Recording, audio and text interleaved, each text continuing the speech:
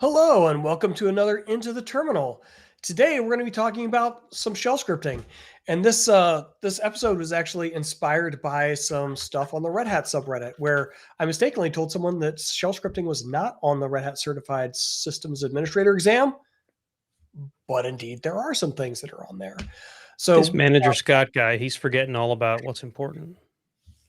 So Nate and I talked about how we hadn't done a shell scripting episode in a while. And we figured this might be a great time to actually do it since people were asking about shell scripting recently on the Red Hat subreddit. So, Nate, shall we jump into the terminal and we'll start on a couple of shell scripting concepts and then we'll hear from our shall. Here we go. All right. So real quick, if you want to create a shell script, it's really just a set of instructions that you want to execute. And at its most basic level, it's a series of commands that you want to execute in series. So you can just create a whatever you want to call it. The actual name of the script doesn't matter. We don't deal with file extensions or really care about file extensions on Linux. But commonly, a good rule of thumb is if you're writing a script, you actually extend it with .sh. So other people, when they're just looking in ls, they know that this is a shell script. Then at the beginning of the script, you indicate what shell interpreter should be used. So there are a couple different shell interpreters that come with Linux. With RHEL, we typically use Bash, the born-again shell, but you can also use C shell or enhanced C shell, also known as TCSH, or Corn shell. So there's other options there. And you often see this also specified for interpreted languages like Perl or Python. They'll have this, we call the Shebang, right? The sharp exclamation point or pound exclamation point statement at the beginning that says, this is the thing that should be used. This is the executable that should be used when processing the instructions that are further on in this file. All right, so let me just save this real quick. The other thing we want to do is if we want to run this script like the command, you want to make it executable. So I'll just use chmod here and make it executable. Right, so you can see there's the X permission on user group and other, and then thanks to our colorized ls that we use by default, it shows up as this bright green that tells me it's an executable. So fancy. Yes, fancy, fancy. All right, so actually writing the script. So I said that one of the things that scripts do is that they are a series of commands, right? So maybe I was writing a script that is a, I don't know, quick health checker of my machine.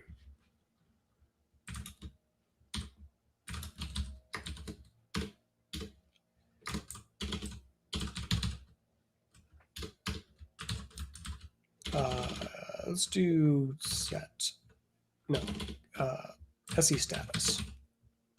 Okay, so when I run the script, it's just going to run these three commands in series. Right, so we get our df, right here. We get our free memory available right there.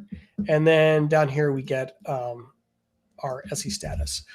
And it's not super readable at this point. So we could do stuff like add in a couple of echoes. Right, echo is how we print things from a shell script. But with just an echo by itself and no text to print, it'll just make a new line. And we could also maybe add in some headers.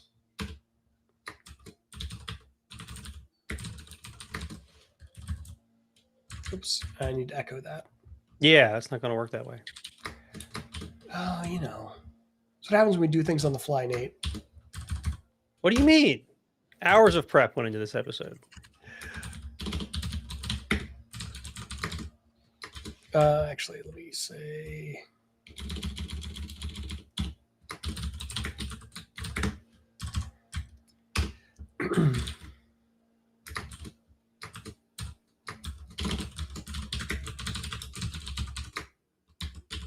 All right.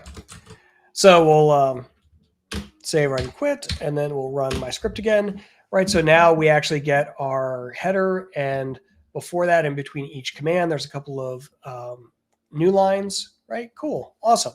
We're making it look a little bit better with some echoes.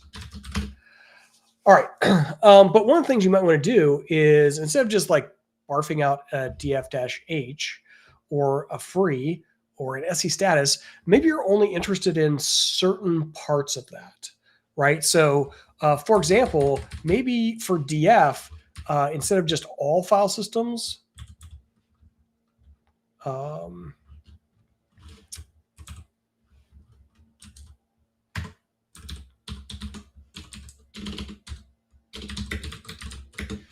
maybe we should do a little bit of constraining and say, hey, we're going to take that df, and instead of showing you all the df stuff, we are going to instead grep for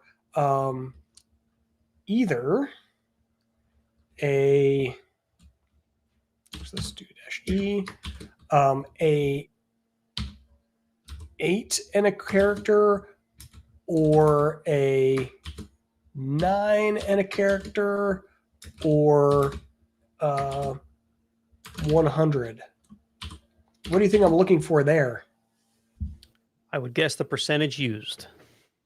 Yeah. So 80, 90, or 100. Exactly, right? So now, and if I'm smart, oh, look here. There was a 9 in any character, and an 8 in any character. Oh, no. So I need to tweak my grep a little bit. Yeah. Also, right, like here's 8 in any character, or 8 in any character. So maybe it should be 8 in an air character percent, or 9 in any character percent, or 100 in any and percent. So we're actually binding it to. No, there's nothing. Yeah, which is good. Like I don't have to worry about that. Right. And in a bit, Nate's going to talk to us about things like conditionals.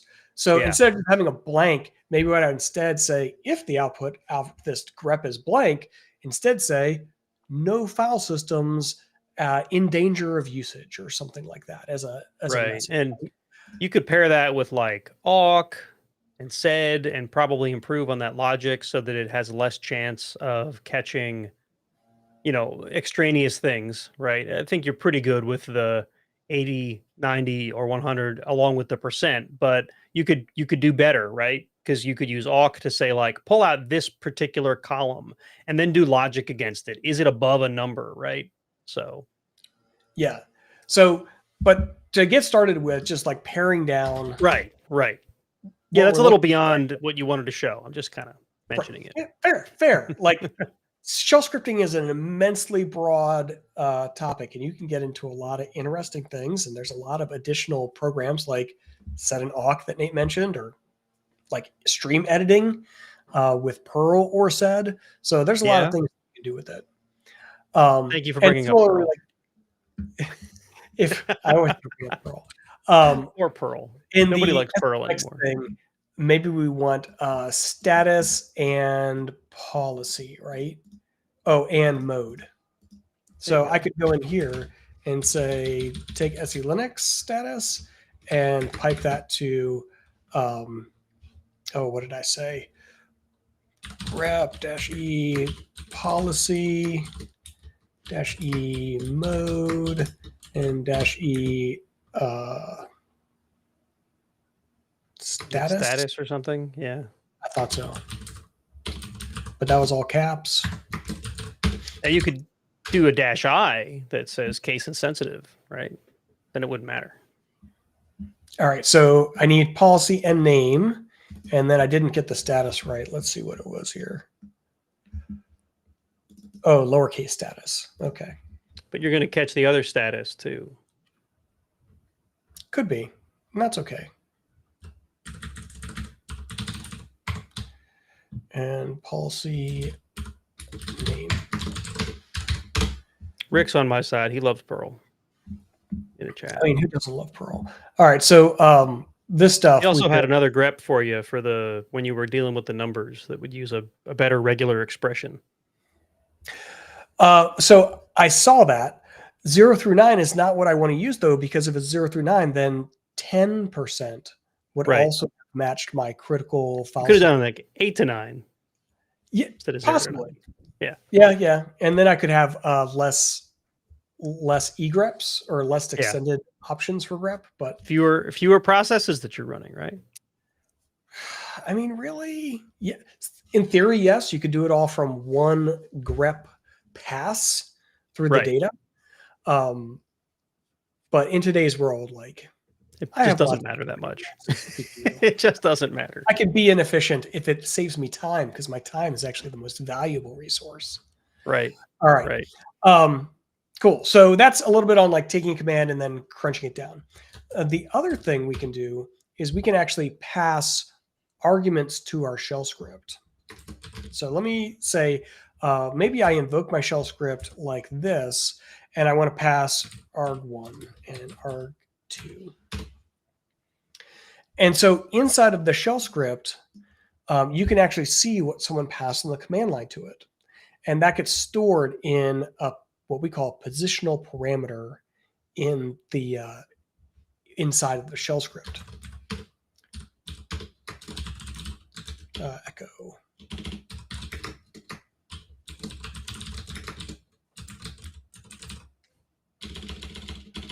Parameter. Yes, the spelling matters here, Scott. Yeah, there we go. It does matter. Spelling does matter. And then we can say something like echo dollar. Echo argument $1 arg. Sorry, $1. Yeah, $1. Now you're thinking about Perl. I am. See, it's like argv or something in Perl. Yes, it is. As an array. $2. Right. And there's also, just to be clear, right? Why did it start at 1? Because 0 is actually the name of the script. So if you wanted to bring the name of the script into the script for some reason, you could do $0. Actually, a usage error message is often why you would use that. Yep. Because then you can like write a little segment of usage error that you can reuse in all your shell scripting because it references the name when printing the error. Yep. All right, so you can see down here at the bottom, right, there's my 2 positional arguments. And when I change the name of the argument, right, it changes what's stored in that variable within the script. Right. So this is how we can do things like maybe I want to choose what comes out of the report. And so I'd pass arguments like fs, mem, selinux. And then inside of the script, I would actually make decisions with maybe an if control structure to say, if I'm past an argument of fs, I need to do the file system report. If I'm past an argument mem, I need to do the memory report to allow for more changes in the execution of the script. Or if we're doing something like our organization has a bunch of user things that has to happen for when new users get added to the system, we could write a little script that would do all of those things, but almost all of them are going to rely on the username that we're adding to the system being provided. And so we could provide that username as an argument, and then it would go through and do each of the modules of adding the user or customizing them in some way, and would have that username that we could use throughout the body of the script by referencing this variable. And I see Shantanu was about to say the other thing that I was going to show.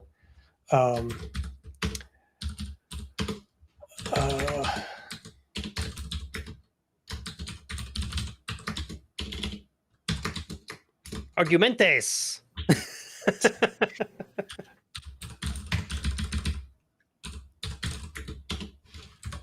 All right, so it's a little bit easier to read. So $* is everything that was passed, right? So here we go. There's $. So you can refer to them individually by the position. Are they the first argument? Are they the second argument? All of them, right? Third argument. Yeah, or all of them. All of them is used when you're doing things like grepping. So if you want to see if something was passed, but you don't care when in the positions it was passed, you Oh, could right.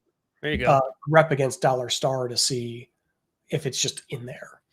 And that might be easier for something like if we were passing arguments for what reports to run.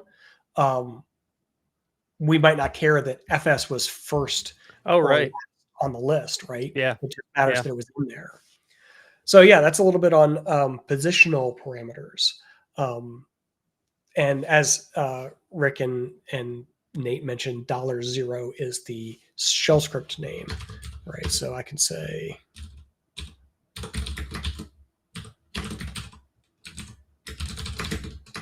$0. Right. So this is whatever was passed on the command line to invoke the script. Right. Right.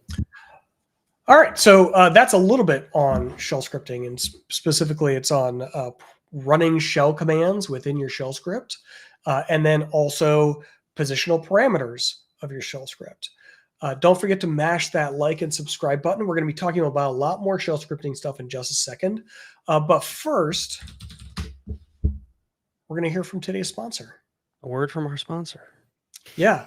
So today's sponsor is DevNull VPNs, the most secure VPN on the market. Nobody gets your data. $1 million. You too can run a DevNull VPN. But you may ask yourself, what is this fantastical technology that powers the DevNull VPN? And the answer is DevNull. What is DevNull? So why don't we show you on the terminal real quick. Right after I closed your terminal. You were not clear. Here. All right.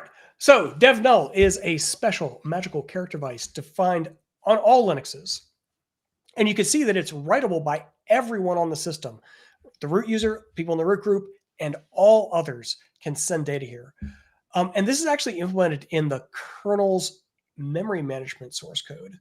And essentially, it is a in-memory device that takes as much input as you want to send it and provides no output. It will end up like doing a return value of like the count of characters it received or something weird. But essentially how we use it normally is we just direct stuff to it, right? So if we do a find name foo and it's running, well, that didn't help, did it? You don't have anything named foo, apparently. Well, I knew that. I was hoping for some error messages. All right, so like, here's a bunch of error messages that you're not allowed to access because you're a regular person. But we can direct error messages to DevNull, right? This special in-memory device, and it takes all those error messages that normally would be sent to the terminal and redirects them to this special device that accepts all input and provides nothing back. So it just throws away all of that data. So how does this relate to DevNull VPN solutions? We asked ourselves, what do we care about for secure VPN solutions? And the answer is clearly security. And then we asked ourselves, what can we convince users to live without? Could we ask them to live without user interface? Yes, we don't care about that at all. Could we ask them to care about functionality? Yes, we don't care about functionality at all, because the only thing we care about at DevNull VPN Solutions is security. So how we implemented this is we took all your network traffic and we hook it into DevNull special magical kernel device so that all the network traffic, instead of going out to the internet where it's dangerous, you don't want to go out there. Instead, it just goes to DevNull such that the traffic never leaves your computer, thereby making it the most secure VPN solution ever invented. And also, you know, gone. Nobody can take data that's gone. Sure. Because if there's no data to capture, then there's no risk of having your data captured. All the security with none of the usability. That's where we're at DevNull VPN Solutions. All right. So we're going to transition into the deeper dive. Nate, you're going to be talking to us about conditional statements Yeah, and looping, my favorite thing, the and for loop. there's something else on that list too. Well, there's a couple different types of loops that we're going to go over, and conditionals. So there we go. All right. So, Nate, tell us about conditionals. Yeah. So, hold on, let me get the. There we go. All right. So, with any script or any program, the thing that makes it useful usually is conditionals. I mean, you'll have trouble finding any script or any program that doesn't have some reason to do an if or an else, right? Logical comparison to determine if a thing is true or false, right? So I made up a script here. We're gonna. Oh, I'm clicking the wrong window. I have two things, right? It's not okay. I made this relatively long example script because there's a couple different examples I wanted to go through. So I set some variables up here at the top. The ones we care about right now are A and B, right? And they're just numbers, 10 and 20. And I have a block here that is an if, then, else, right? Now, this is like one of the most basic things you learn in programming, right? If, then, else, right? So what we're checking here, and the way Bash does if statements is you have the word if, which is actually a built-in internal command, right? You can run this right at the command line the same way that you would within a script, right? Just like Scott was showing us in the critical path. And then we have these braces that open up to say, what am I testing, right? And in this case, I'm testing the variable $A, which we see is set to 10. Dash LT means is it less than, and $B. $B is, of course, 20, right? That's another variable we set at the top. And then we're just going to echo out the output there. And I see an error here from the copy paste. Let me fix this one down here before we do anything else.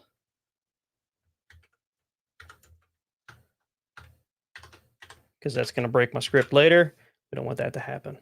Okay, and then you can see that we have this second command here that says elif, right? Now the way if is structured in Bash is you say if and then. So if this first line returns true, then it will do the thing that's between the then and the next command, which is elif, right? Now elif is like a continuation of if. This is if that first one returned false, then we want to check this second thing too. And the second thing is A greater than B? So you can tell here we're trying to catch both cases here. Is A bigger or is A smaller? And then we say, okay, A is greater. And then we're going to go into an else, which is, it's not greater or less than, right? So let me show you how that works. Oop. I hit F1 instead of, there we go. Okay, so we're going to run if example. And you can see 10 is clearly less than 20, and that is true, right? Bash is not too bad at comparing numbers here, right? So now we're going to edit it again, and we're going to change A to 30, just to show you that, yes, in fact, this does what we told it to do, right? So now it's going to say 30 is, in fact, greater than 20, right? This is all pretty simple stuff. But now, here's something specific I want to call out. With logic, it is explicit to what you've told it, right? Is A less than or is A greater than B, right? So what if they're the same? Now it's just like, well, it's not greater than or less than, right? So now I could change that output to say, well, it's probably equal to, but in that case, it's, anything that fails greater or less than will tell me it's not greater or less than, or it'll tell me it's equal to, and that's not necessarily true. So what we can do is add in another block here. Just going to go to the next line, and we'll do elif, and then $A, capital A. And then there's another operator called EQ, -EQ, which stands for equal. Right? We're going to close that block. Then do $A and $B are equal. Okay, and then if that fails, it'll then fall to the else. Now, there's not many cases where I could think that, oops, I didn't want to vim that. I wanted to run it again. There's not that many cases where it would fall to the else. I must have typoed B. B is a very difficult variable to type. Oh, I did lowercase b. I am curious, folks in the chat, do you make all your variables in bash uppercase like I do, or do you not care? Because for some reason, a lot of bash scripts, when I see them written, the variables are always uppercase. So I actually explicitly always define my variables as lowercase, because then I don't have to worry about them conflicting with environment variables. That's probably a good reason. Environment variables are usually uppercase. Maybe that's why some people have that habit, because the environment variables are uppercase. So that makes sense. Anyway, now this should work properly. Right. So 30 and 30 are in fact equal. Now, if I did something silly like change one of those to like letters instead of numbers, then I think this would break.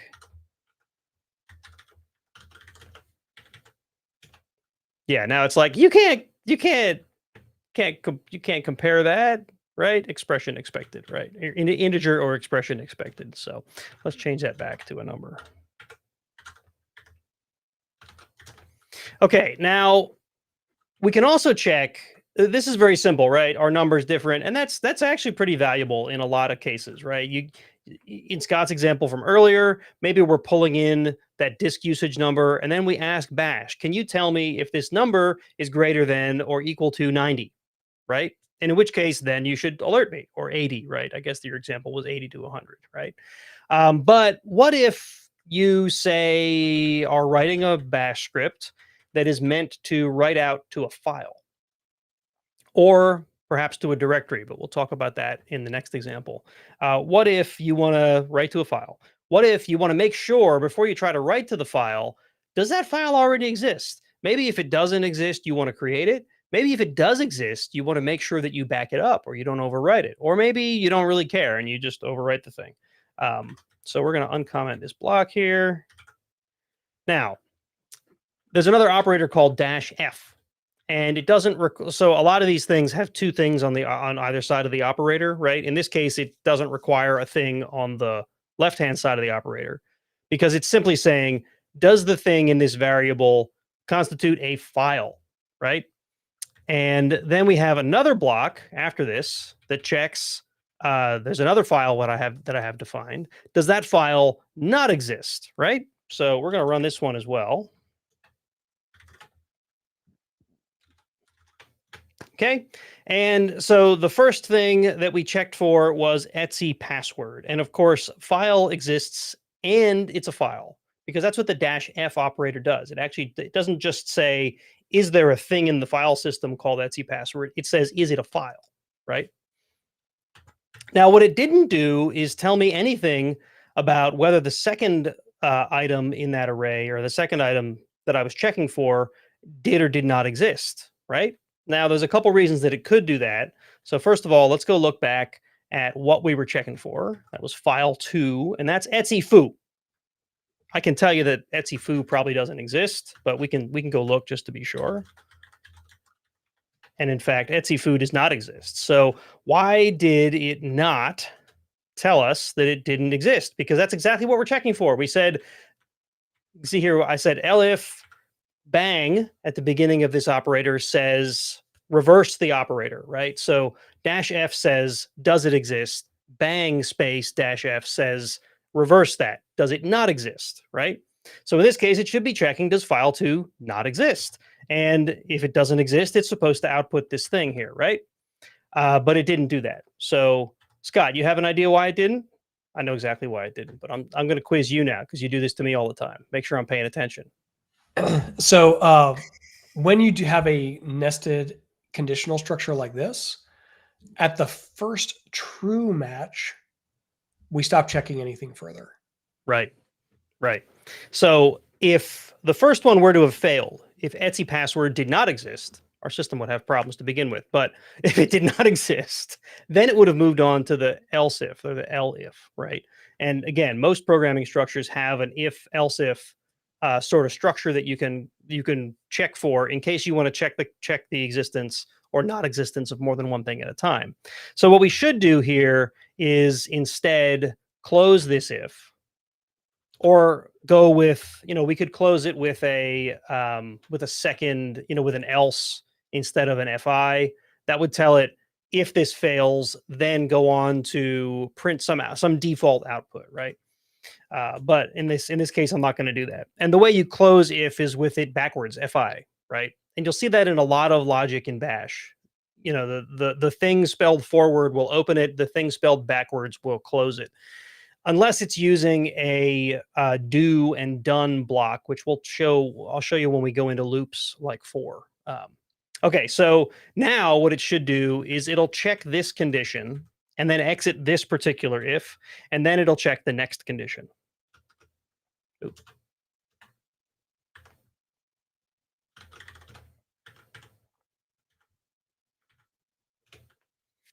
Okay, so now it actually did what we told it to do. It checked for Etsy password, that existed. It checked for Etsy foo, that did not exist, and we output the proper output for that.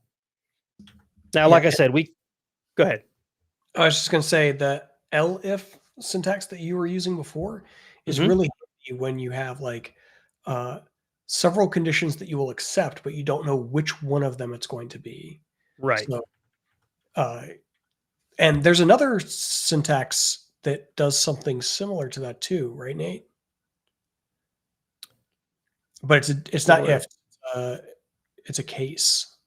Oh yeah, well, I didn't have time to write up a case statement. Case is one of those things I didn't use a whole lot in my sysadmin days, except for writing init scripts. Since I don't have to write init scripts anymore, I almost never have to touch case anymore. And so if elif, else, and case work the same way, where like you come in, there's a series of options, and if you match one of those options, you're good, and it'll stop checking at the first match of option. Right. So case is really good for a thing where you're going to, like, imagine an old school init script. You might tell it start, you might tell it stop, you might tell it to reload, right?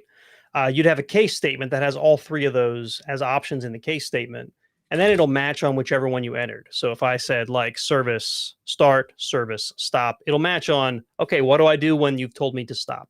I think your example from earlier where you were talking about memory or SE Linux status, or what was the other one? Disk space usage. You could have used a case statement there that said, if you match one of these things, report that one. But it wouldn't do more than one at a time. It would only do one of them, right? So, all right.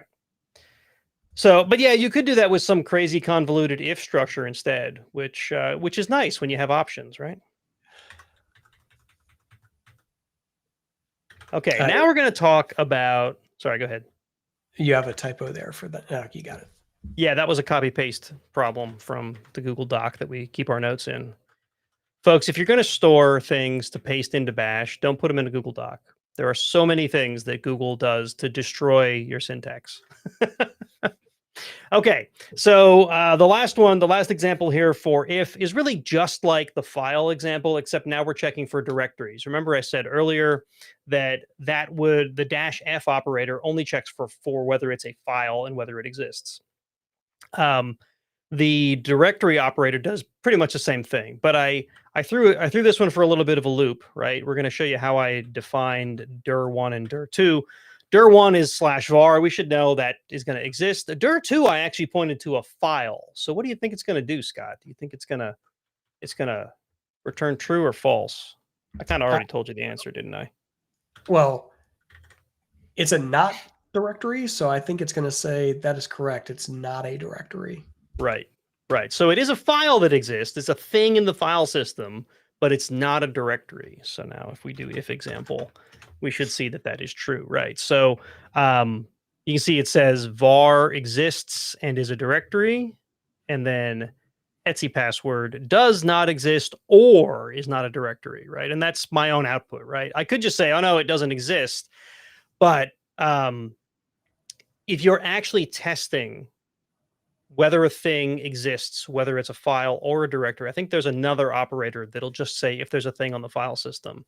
I can't recall exactly what that is off the top of my head, but if you didn't want to do it that way, you could check if it's a file or a directory by doing -F and then -D. I think it's -E. It exists. Exists. I think you're right. I think you're right. We could try it quick. Yeah, and just so Let's you guys go off know, script. Nate has a bunch of these test operators. There's ones that say, is it readable? Is it writable? Yes. Is it executable? Like there's all kinds of these small test operators that are built in.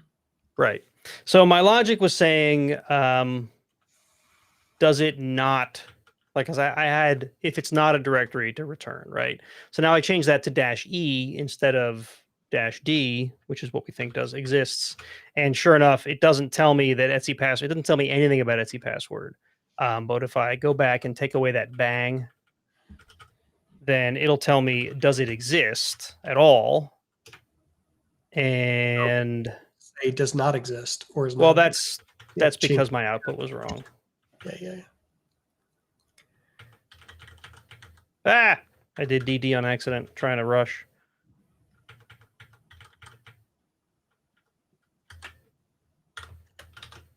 Ah. Typos. This is what happens when I try to rush in Vim. Okay, there we go. Etsy password does exist, but it doesn't test whether it's a directory or a file. It just says, yes, there's a thing there, right? And you should not try to overwrite that. So important clarification.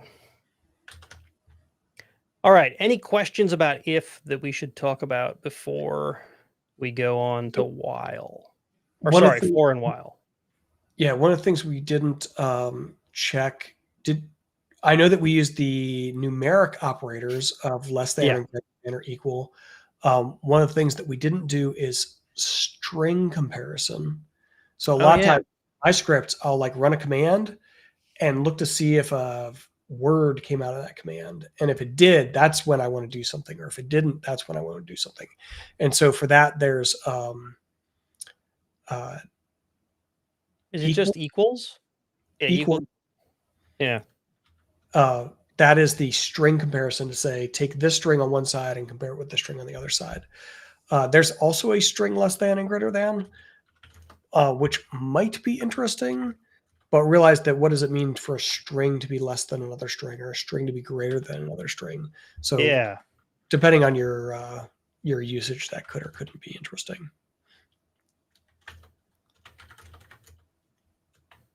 And Nate, A and B are new numbers in yours? I'm working on that. Okay. I just picked two and decided we're going to change them. So now if we change this one, like if I make them,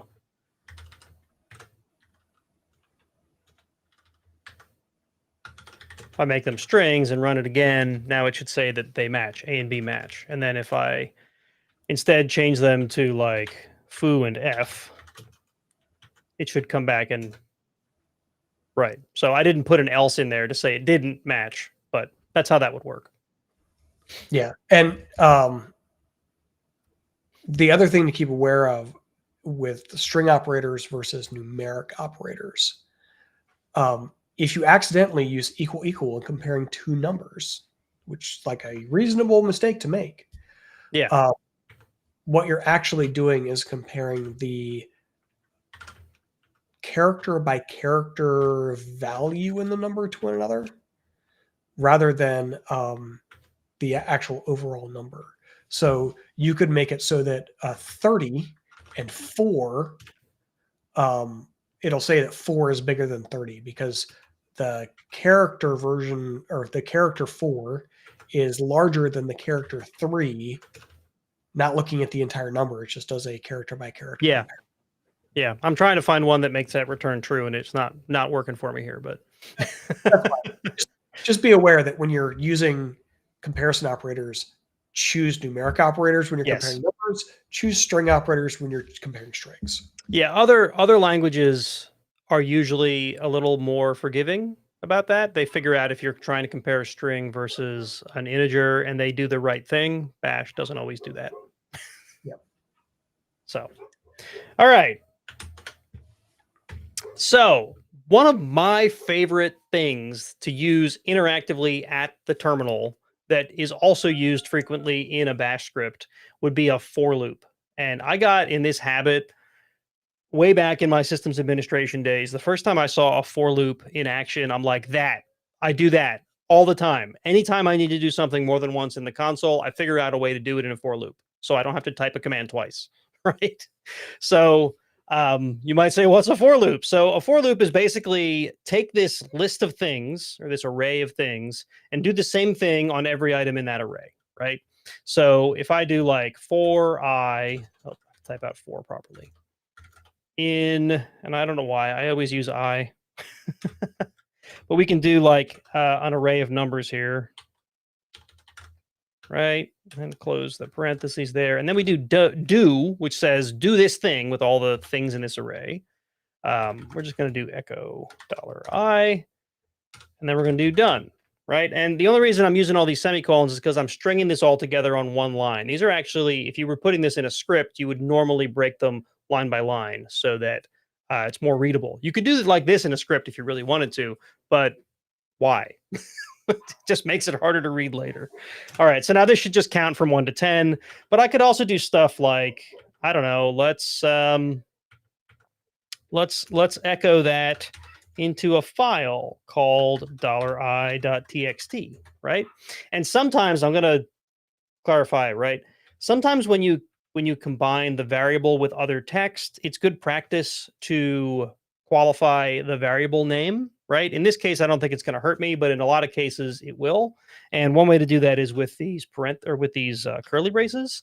There's probably a bunch of other syntax that I'm not talking about here that you could use to protect your variable names, but this is the one I usually use and it works out pretty well.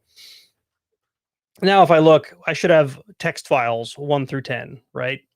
And the other cool thing with a for loop is you can take input from bash and pipe and make that the thing that the for loop acts on, right? So if I wanted to do something like, we think of a good example here. If I did for I in, and then if I do the backtick and then a bash command like ls star.txt, that'll return a list of all the .txt files in this current directory. Do, I don't know, we can just do ls-l $I, done.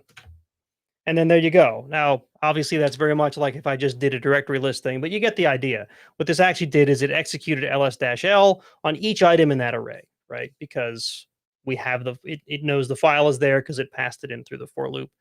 This is great for what if there's something I wanted to do to each of those files, right? I could use a for loop to say, find all the files that match this bash syntax thing that I threw together and to do this thing on those files. Maybe I want to delete them. Maybe I want to add something to the end of them. Maybe I want to change ownership or permissions on them. I don't know. Maybe I want to move them somewhere. And it's just not as easy to do a wildcard or something to execute that thing.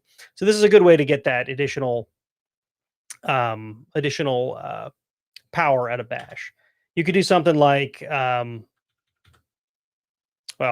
I would have wanted to have cooked up a better example instead of fumbling around with bash right now. But you can do something like use grep to find a string of text in all the files in your file system, or use find to return all the files that match a certain thing, right?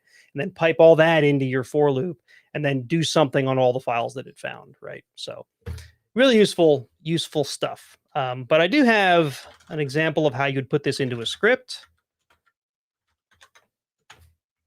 And it's really simple, right?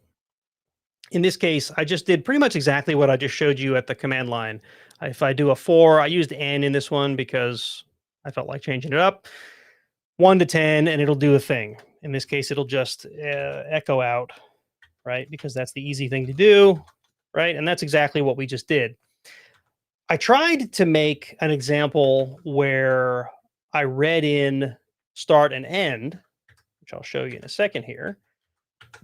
But the problem was I couldn't get it to, I couldn't get the syntax right for this line where it says for 1 through 10.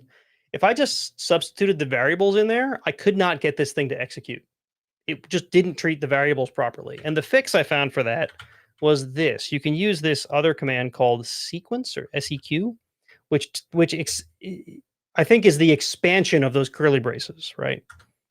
So no, sadly, the curly braces is like its own implementation. okay. And sequence is an actual command, whereas curly braces there we is go. like internal bash thing. Right. So at any rate, if I tried to put variables inside of the curly braces, if I did it on the command line, it worked fine. If I did it in a script, it did not. I can't explain why. But if I do it this way and I just change that to sequence instead of to, and again, this dollar and then open parentheses is actually telling bash, go run this other command and put the output into the for loop, right? So it's essentially what I just showed you on the command line with that ls example. So now if I save this and then we run the for example, that subcommand is called quoted execution. And the other way that people often implement it is with enclosing their command in quotes. Missing operand. What did I get wrong? Oh, there's supposed to be dots in between these? No? Nope. Can you I run don't it know one what more? went wrong. It says it's missing an operand. Oh, you forgot to pass it start and end values. That's these right here. Yes, but on your command. I see. That's why. I got ahead of myself. All right. So if I do for example, and then that's right. I wanted to show you the command line input. That's the whole reason I did this. If I did one, well, let's pick different numbers. Between 20 and 200. There we go. Now it did the thing. So there we go. That's how you can put a for loop with input if you needed to inside of a script. What were you going to say? So go back in and show the quoted execution again. So I mentioned that some people also implement that using back quotes, right? Which share E with the tilde. That is not a recommended way of doing it. Because not every keyboard has an easily accessible back quote. Yeah. And things like Nate's copy and pasting from Google Docs, right? Google Docs do not. Google Docs are terrible with backticks. So dollar parenthesis is Right. an easy to use or easy to find key combination on many keyboards, even international ones. And you don't have to worry about horribleness of copy and pasting between things like you do with back quotes. Right. I got in the habit a long time ago of using the backticks, and I think it's actually come up on this live stream in the past where people are like, backticks are terrible. They always work for me. But yes, dollar parenthesis is another way to do it, and I guess better in everybody else's opinion except mine. Yeah. That's why we do this on the internet, so people can give us their opinions. What is it? If you want to find out the correct way to do something, say the wrong thing on the internet? Yes, that is the right way to do it. Say the wrong thing on the internet, you'll get all the engagement. All right. I have one more example. Hopefully it won't take too long because we're almost at an hour. Man, who knew beginner bash scripting could be so all-encompassing? This one's actually pretty easy. While is another loop structure that is helpful in bash. And what this does is it's similar to for, except it's more about while a thing is not true, do this other thing, right? So it's really good for if you're reading in a file, like while there's input, do this stuff to the lines you're bringing in, or while something is true, well, it's what I just described. While something is not true, then do this thing, right? So I should say while it is true. So in this case, I made a while loop where I've defined a variable for C, which is count, and when I want it to end, which is 100, right? So what this should do is while C is less than 100, and this is the exact same syntax here that you'd use with if, right? The -le. Well, actually, LE is one we didn't cover. LE is less than or equal to, right? Whereas LT is less than. This is less than or equal to. So as I go from 1 to 100, I should hit everything until I get to 100. If I just did LT, it would stop at 99 because then it would no longer be less than 100 when the number is 100 because that's actually equal to. And then we're just going to echo the number. And then this is a special command that increments C by 1. It just basically says take whatever's in C and add 1 to it. So if I did while example, we should get, there you go, 1 to 100. So what's your favorite use for a while, Scott? Oh, I use while true when being horrible. Yeah, when we're trying to tax a system to show you something else. While true, do something horrible. No, usually it's when I know that there's going to be a condition change on the machine, right? So I could say, while the condition doesn't exist, keep doing the thing until that changes, and then it can drop out. Or you could like fill a hard drive by saying, while the output of DF is less than 100, keep doing this thing to write data and have it stop when it gets to 100. Of course, it'll stop anyway when it gets to 100, I guess. Right. But if you wanted to not fill it all the way up, but fill it to like a certain percentage, you could do something like that. Right. So just imagine that, you know, this C++ would be a thing that I'm doing on the system that would change its state, that I'm waiting for another thing to occur, right? And the thing that I'm testing for would be, has the thing occurred yet, right? So maybe there's some crazy bash foo you've thrown in there that says, is the disk at 90% yet? And this thing here is, okay, write another 2 gigabytes from dev random into a file, right? So there we go. That is the end of my prepared demos. Were there any other questions we want to talk about? Yeah, while one is another good example of while true. I see that in the chat. You also do like while 1 equals 1. I think we covered all the questions in the chat. There is a little bit of confusion about Manager Scott versus Real Scott. Totally different people. Yes. But also, Manager Scott only exists for Nate, Josh, and Matt, and sometimes Matthew.